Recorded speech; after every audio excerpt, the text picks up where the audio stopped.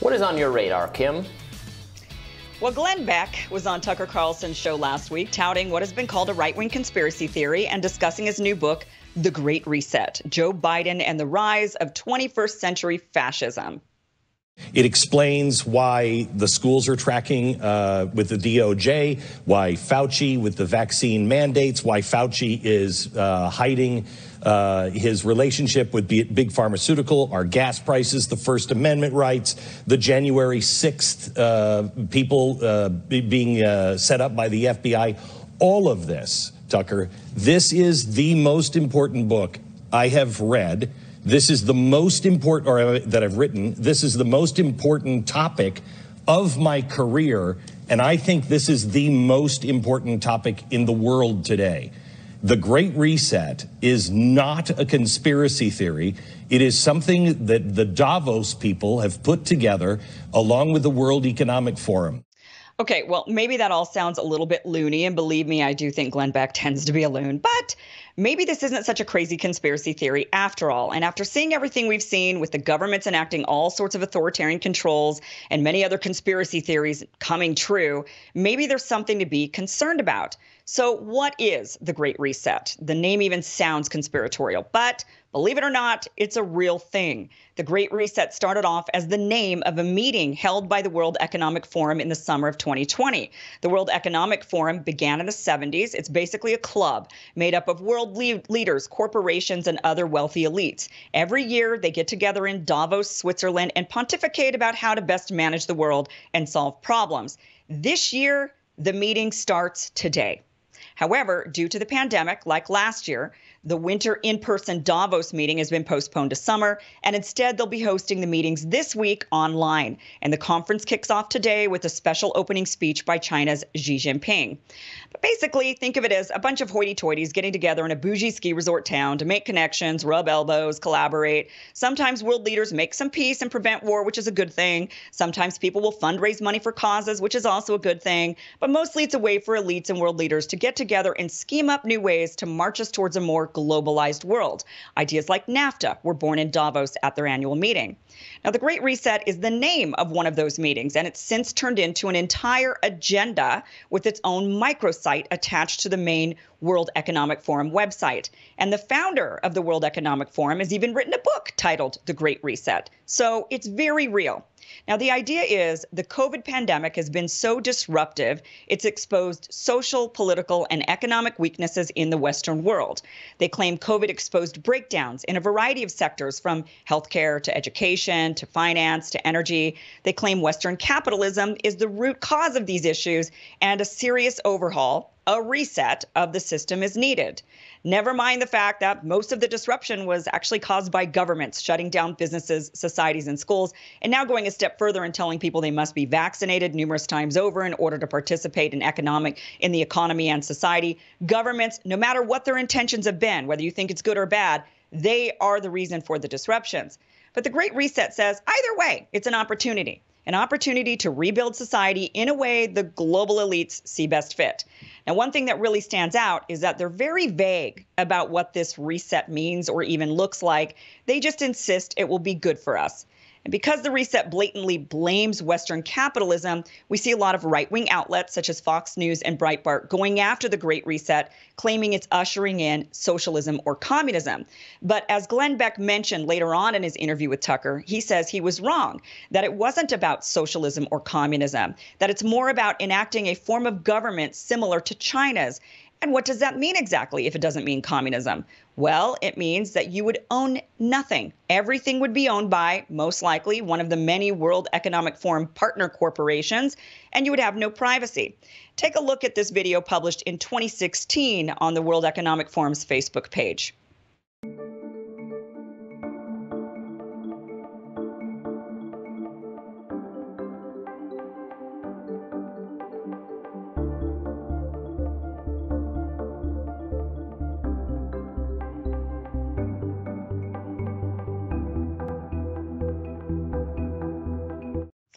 That you'll own nothing and you will be happy. That's what they're saying.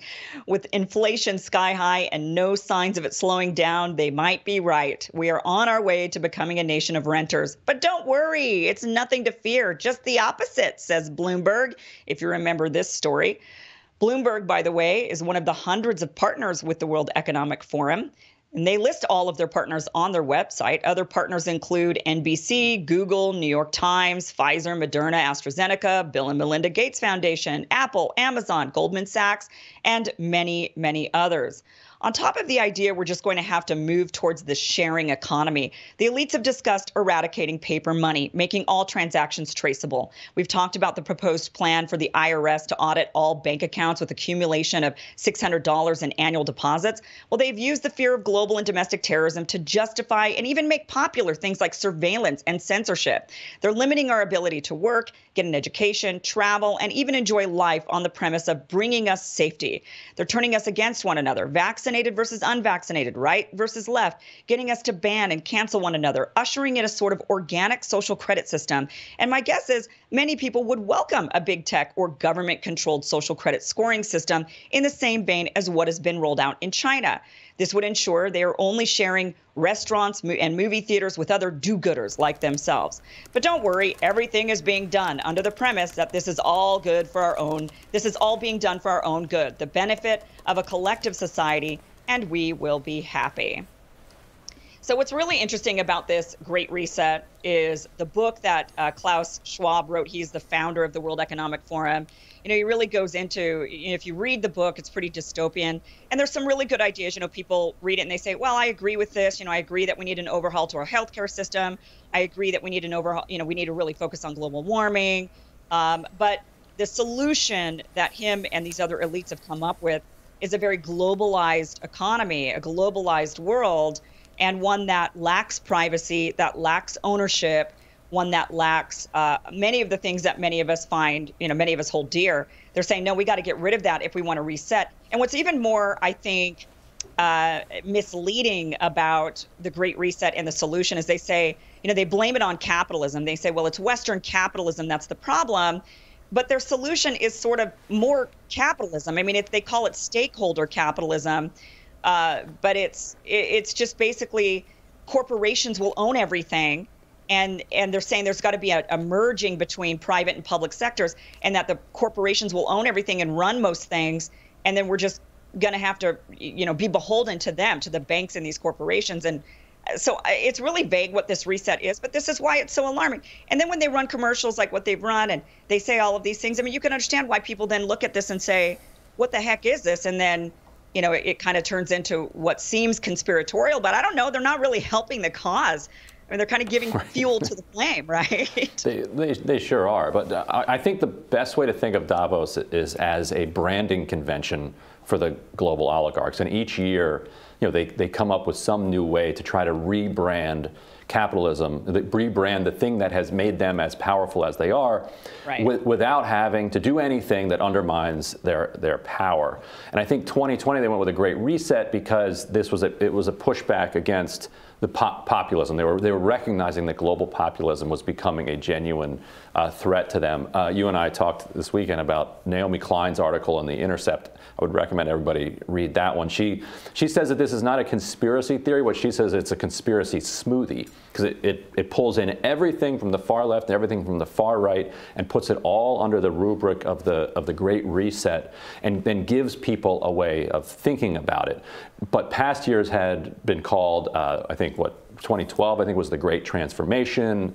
I forget, right, every year they kind of come up with something that could have spun off into kind of some type of paranoia, but it didn't happen during a global pandemic. And of course, the solutions that they're going to present are all going to just further entrench their own power and kind of distract people from what really needs to be done. Because I think the one problem with this conspiracy thinking here, and this focus on the kind of Great Reset as the place where all of this is organized, is it allows people to then let people off the hook. Like, Bill Gates actually does have way too much power over global public health, but not because he's trying to inject microchips through a vaccine into your body.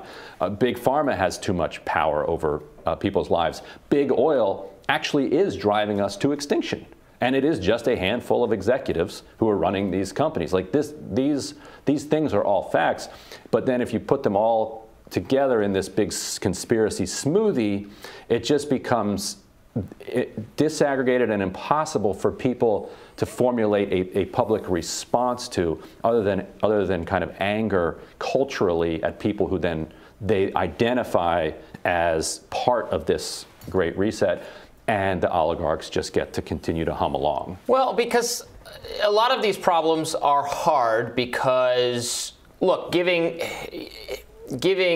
private enterprise more space to have trade and have, less immigration restrictions, creates a lot of good for society, a lot of prosperity, a lot of harmony. We don't want entrenched corporate power that merges or disproportionately influences the public sector and the government power, and you have these merging, and then you get the worst of both worlds. You get the unchecked rapaciousness of the worst aspect of the private sector with the coercive power of the government sector, which is the scary thing, and I think is the thing that the good version of populism is warning us against or is trying to steer clear of. I, as a libertarian, I want to chart that without punishing or hollowing out the private sector to the public sector's benefit, because the government handles a lot of these things worse than the private sector would handle them, or doesn't allocate resources right, or has a million other problems to contend with. But it's important to call out the idea of the Davos kind of elites getting together and trying to plan what society should look like. Obviously, that's going to be to their benefit, not necessarily ours. Yeah, I mean, who thinks it's a good idea that a bunch of corporate millionaire and billionaires and world leaders getting together and coming up with what's best for we, the little people? I mean, who thinks that that's a really good idea? And who thinks that they are going to be doing it to our benefit? But of course, they're going to frame it like, oh, this is good for you. You're going to rent. You'll own nothing and you'll be happy. Don't worry about it. So of course this is, now there are some, of course, very fringe conspiracies that maybe have come out from the Great Reset. But the vast majority of people who are like, this is something to be concerned about, are not believing any fringe conspiracies about microchips. They're actually saying, look, this is a problem. Elites getting together and saying that they're going to fix everything. And then when you look at the actual list of partners with the World Economic Forum, they control everything. They control media, they control health, they control business, they control everything. And so then it does become, how do we people fight against that? How do we say, no, we don't want that. We don't like your idea. And we don't want that idea, when they then shove it down our throats and say, no, this is the idea that's good for you. Trust us. Trust the global elites. It's a problem. No, and I have nostalgia for all of this, because I got into politics because of anti-globalization. When I was in college in the 90s, that was what the left was doing. The anti-globalization movement was on the rise. And there were massive protests at Davos, protests at the WTO, the IMF, the World Bank. And these were supported by third world movements, by environmental movements, and by labor unions, saying that all of this power among this global elite is going to be extraordinarily damaging to the world. It's going to lead to yawning inequality and destruction of the planet's ecosystem. And 20 years later, 25 years later, that is indeed what we've seen fall out from that. But it is falling off the radar and has kind of been replaced by this conspiracy smoothie of the Great Reset. Although I will say, with the Great Reset, this is one of them, because they do name their meetings. This one, they made a website. They didn't just say, okay, it's the name of our meeting. I mean, they wrote a book. Right, the book and everything. They put a website out. This is much more, of their plan than what's than this year's? Meetings. Did they label this year's? I think it's just the Davos agenda but it starts today. And like I said, Xi Jinping is kicking it off. And so, it'll be interesting to kind of pay attention to what they're talking about this week. And then they're going to go to Davos and rub shoulders and elbows with one another in the summer. Right. Xi Jinping, someone famously concerned about improving human welfare and promoting independence, individuality, and individual freedom, right? Yes. Very big on all of that. We kid. All right, we'll have more Rising right after this. Please stay with us.